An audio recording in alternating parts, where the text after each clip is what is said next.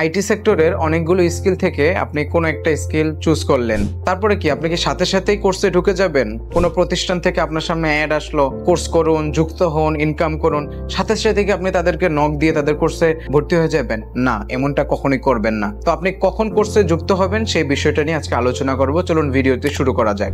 দেখেন ভাই, আপনি যদি মাস্টার্সও শেষ করে ফেলেন, আপনি যদি কম্পিউটারের বেসিকটা না জানেন, তাহলে কিন্তু আপনার অনেক ক্ষেত্রে এই মাস্টার্সের কোনো মূল্য থাকে না। কারণ আপনি জবে যান, যেখানেই যান, আপনার কিন্তু কম্পিউটার বেসিকটা লাগে। সেম ভাবে আপনি যদি কোনো কোর্সে গ্রাফিক ডিজাইন, ভিডিও এডিটিং অথবা কোনো একটা স্কিল অর্জন করার জন্য কোর্সে যুক্ত হন, আপনার কিন্তু কম্পিউটার বেসিকটা লাগবে। সাধারণত কম্পিউটারের বেসিকে কি জানা লাগে? টাইপিং, ইন্টারনেট ব্রাউজিং, বিভিন্ন সফটওয়্যার ইনস্টল করা, এই বিষয়গুলো, এগুলা প্রাথমিক বিষয়গুলো যদি আপনি না জানেন, আপনি যদি কোর্সে যুক্ত হয়ে যান, ওই সময় টিচার কি আপনাকে এগুলা শেখাই দেবে? সফটওয়্যার ইনস্টল, নাকি আপনাকে টাইপিংটা শেখাবে, নাকি কিভাবে ইন্টারনেট ব্রাউজিং করতে এটা শেখাবে? দেখেন, আপনি যদি কম্পিউটারের বেসিকটা শিখে কোনো একটা কোর্সে যুক্ত হন, তখন কিন্তু আপনার টিচার আপনাকে সাপোর্ট দিতে খুবই স্বাচ্ছন্দ্য বোধ করবে। আপনাকে কোনো একটা বিষয় বুঝালে আপনি কিন্তু সহজেই বুঝতে পারবেন। ধরেন আপনাকে বলা হইলো যে এই ওয়েবসাইট থেকে আপনি এটা ডাউনলোড করেন, এটা ইনস্টল করেন, অথবা এই বিষয় থেকে এই জিনিসটা আপনি ভালো করে নিজে রিসার্চ করে খুঁজে বের করেন, তখন কিন্তু আপনি এটা পারবেন না। তখন কিন্তু টিচার আপনাকে ওইভাবে সাপোর্ট দিবে না, বা আপনি অন্যান্য স্টুডেন্টদের সাথে তাল মিলেও আগাতে পারবেন না। সুতরাং এই জন্য হলেও আপনার বেসিকটা জানা জরুরি। এখন আসি দ্বিতীয় বিষয়। আপনি কম্পিউটারের একটা নির্দিষ্ট স্কিল সিলেক্ট করলেন, বেসিকটাও শিখলেন, তারপরে কি সাথে সাথে কোর্সে যুক্ত হয়ে যাবেন? না।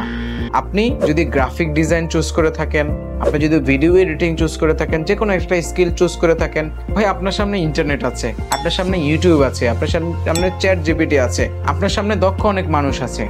আপনি কোর্সে ভর্তি হওয়ার আগে এই বিষয়টা সম্পর্কে আগে সম্যক কিছু আইডিয়া নেন। ইউটিউবে সার্চ করেন যে কিভাবে গ্রাফিক ডিজাইন শিখতে হয়, গ্রাফিক ডিজাইনের মধ্যে কি আছে, গ্রাফিক ডিজাইন কয় মাসে শিখলে ভালো করে শেখা যায়, গ্রাফিক ডিজাইন শিখে কোন কোন সেক্টরে আর্নিং করা যায়, ভিডিও এডিটিং শিখে কি আসলে ইনকাম করা যায়, ভিডিও এডিটিং কোন কোন সফটওয়্যার দিয়ে শেখা। এই যে আপনার মনের মধ্যে যেই এই স্কিল সংক্রান্ত যে প্রশ্নগুলা, এগুলো আপনি ইউটিউবকে করেন, চ্যাট জিপিটি থেকে করেন, বিভিন্ন এআই ওয়েবসাইট আছে সেখানে করেন, আপনার ভাই ব্রাদারের মধ্যে অনেক দক্ষ মানুষ আছে তাদেরকে করেন। এই বিষয়গুলো যখন প্রাথমিক আপনি জানবেন, পাশাপাশি নিজেও চেষ্টা করেন কিছুটা আইডিয়া নিতে। যেমন গ্রাফিক ডিজাইন, ভিডিও এডিটিং, এগুলো কিন্তু ওপেন সোর্স।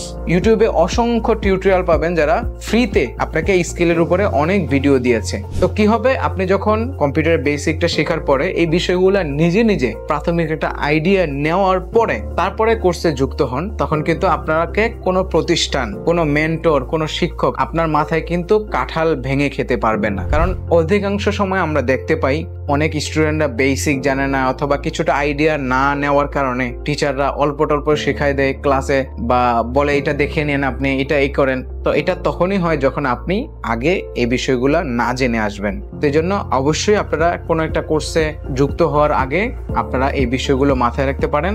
আশা করি আপনাদের যেই লক্ষ্য অথবা যেই কোর্সটা সিলেক্ট করেছেন, আপনি এটা ভালোভাবে শিখতে পারবেন এবং এটার মাধ্যমে আপনি আপনার ক্যারিয়ারে সাকসেস নিয়ে আসতে পারবেন ইনশাআল্লাহ।